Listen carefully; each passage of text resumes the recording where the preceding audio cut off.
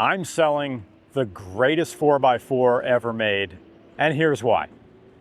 This is my 2000 third gen Toyota 4Runner. It's going up on Cars and Bids. It has 93,000 miles.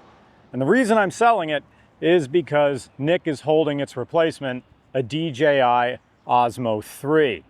The camera that's filming this does the entire job of my old camera car for RCR. This is the car that filmed the show for, gosh, what was it, Nick, 4 years, something like that? At least that? Something like that. Anyway, here is everything that's wrong with it, because this is a Cars and Bids ad. And so let's get started with the things that are wrong. Starting right here. There is a chip in the glass. It has passed inspection in the Commonwealth of Pennsylvania for every single time, because it is not in direct line of sight of the driver. From the driver's position, you cannot see it. It's behind the rearview mirror, so I've never bothered replacing the glass. The second thing that's wrong with it is inside, we can see that the check engine light is on. The check engine light is on because this 4Runner has aftermarket cats.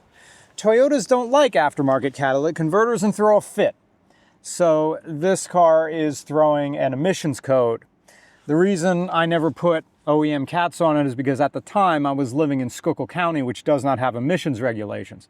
But now that I'm living in Montco, it does. If you're living in a county or a state that doesn't have emissions, that's no problem. But if you are living in a state that has emissions or any kind of that regulation, you would have to put OEM catalytic converters on here to make that light turn off. I am not saying that you should get a spacer or a soldering iron and some resistors. Don't do that. The rear hatch has a dent here, scratches here, dent here. Another dent there.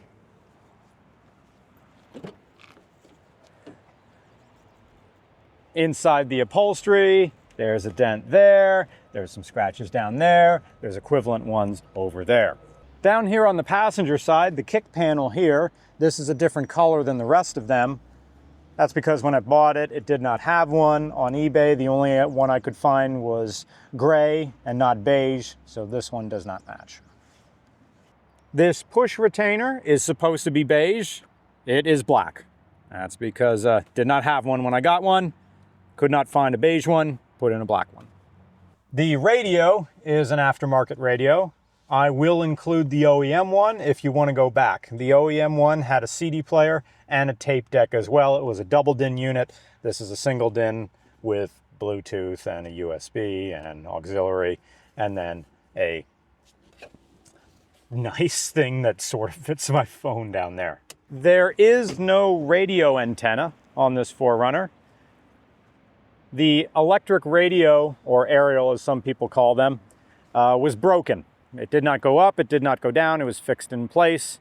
I didn't like that, and because we did some off-road stuff with RCR, I didn't want this waving around. I went underneath, pulled out the whole assembly, and capped and sealed it. So this car does not get terrestrial radio. That's all the defects with this vehicle. Let's get on to the good stuff.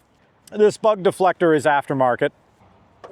The 5VZFE. Has the timing belt been changed? Indeed it has, at 75,683 miles. This car currently has 93,000 miles. They recommend changing it again at 175,000 miles. So you got plenty of time. New spark plugs, new everything else that's in the ad. There was new seals, new starter motor, belts. That's it. It's a Toyota V6. You just do basic maintenance and you're good. All the electric windows work, including 4Runner's piece de resistance, the electric rear window. And this is how we filmed RCR. A camera was ratchet strapped down in the back, and then it faced out the back, and this is how we filmed the show. And the 4Runner did a great job as a camera car. It absorbed a lot of bumps. It is a very firm ride. But gosh, I am really torn between a vehicle I like a lot, but have no financial reason to hold on to, because an $800 camera is doing the job of, well, whatever this thing sells for on Cars and Bids. Am I going no reserve? Of course I am. Whatever this sells for, I will accept as fair market value. And yes, this windshield wiper works too. For those people who know 4Runners, the button lets you put the window down, but for whatever reason, they didn't give you the option. You have to use the key. And if you stop, it stops. Probably a safety thing, so you don't pinch your fingers. Oh yes, the receiver. This is an aftermarket. This has a 6,000 pound capacity, which well exceeds what a 4Runner is capable of. They say a 4Runner can do 5,000 pounds. I'm thinking it's more like 3. It still is a medium displacement V6, although 4Runners do have 410 rear gearing. And while we're talking underneath the car, I have pictures of this, but the entire underside of this 4Runner has been POR 15 coated plus top coat. All the rust, there was only surface rust, was buzzed off, cleaned, brake cleaned, let it dry, and then put on the POR 15, let that cure, then the top coat. You're good, man. This is a 4Runner that's not gonna rust. Nick, you work for Cars and Bids. What else should I talk about? Yeah, there's wax there. Yeah, that's fine. I mean, we could go cruising. I mean, I already filmed the cold start because they like to hear the cold start. Yeah. This, of course, is a warm start. Let's let the camera roll and just drive back to your Toyota. There always was, for me, a calm assurance when driving this car. Even though I drive my electric Kia, there always was a weird, it's not weird, a calming sense of fatherly assurance driving this 3rd gen. I was always, and still am, happy to get inside and drive it, because I knew that this is a vehicle that's going to outlast every other vehicle that I have. But it was almost like Napoleon and his old guard, the whole bit, how he never really tested them because they were just his babies. I would rarely drive this because it's a 3rd gen with under 100,000 miles on it. And we did take it off-road from time to time. And then I would get back and immediately clean it all off. Like, I have to protect this new thing, this 4Runner that's almost like, and also the bolstering here on the seats, they're all good, which meant a large person did not drive this, because 4Runners are still 4Runners of the 3rd gens, which I believe is 95 or 96 to 2002. The interiors were not changed from the Toyota Surf, of which these really are. And which means they're not really American sized on the inside. These seats fit me perfectly. But larger people than me will find themselves a little bit squished by the bolstering. Toyota, of course, fixed that with the 4th gen. That was more American sized. If you're bidding on this, and if you're the winner of this, you may find that driving a 3rd gen feels a little bumpy. I mean, even Matt Farah said that no 4Runner drives well, and I agree with him, because this is still a dedicated 4x4. It has a live rear axle. Yes, it is a 3-link in the back, but this thing is meant to perform better off-road than it does on-road. So you feel, even though the suspension has a lot of travel, even though it has room for large tires, this has OEM size tires. A modern version of, like, it's unfair to compare these to like Range Rovers or something. It's more appropriate to compare this to a Ford Bronco, although way better built than a Bronco. But if you get in here expecting a highway cruiser, you're going to be disappointed. This thing is happy up to 70 miles an hour, and I wouldn't go faster than that. It feels like it's always ready to go off-road, and to the detriment of on-road manners.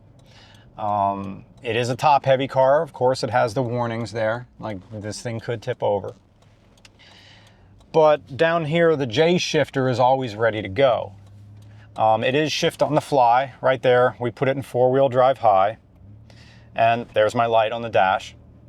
And we are good up to about, the manual says 50 miles an hour. I never went farther than 40. And I'm about to take a turn on dry pavement, so I turn the 4-wheel drive off, turn it back into rear-wheel drive.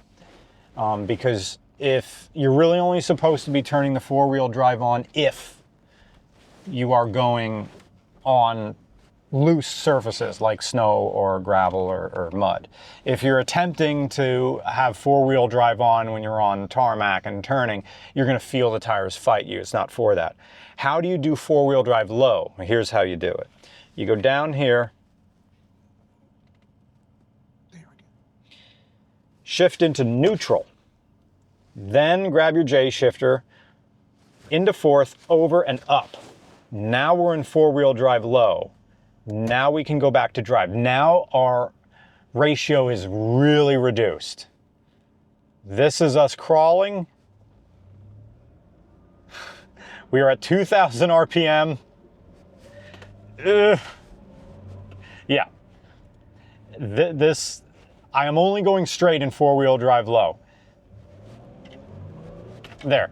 It was 3,000 RPM in top gear at 20 miles an hour.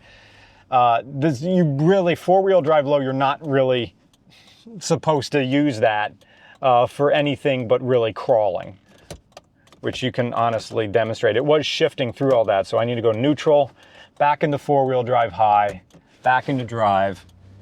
And if you're in 4-wheel drive low, in a 3rd gen or any 4Runner for that matter, let me put it back in there, neutral, back into 4-wheel drive low, and also lock it in first gear. This is what you're really supposed to be using it for. There's 3,000 RPM at 5 miles an hour. This is meant for crawling over those bollards right there. You can hear that engine really spinning at 2. We are now at really almost 70 miles an hour speed at 5 miles an hour. So that's the amount of torque this thing is kicking out right now. Sorry, Nick. Just showing off. But with 4-wheel drive low, you cannot shift it out of it. You're supposed to come to a stop, into neutral, then out into high. Now it's a normal car again. So this is up on Cars and Bids, or it'll be up in Cars and Bids in a moment. Happy bidding. Thank you so much.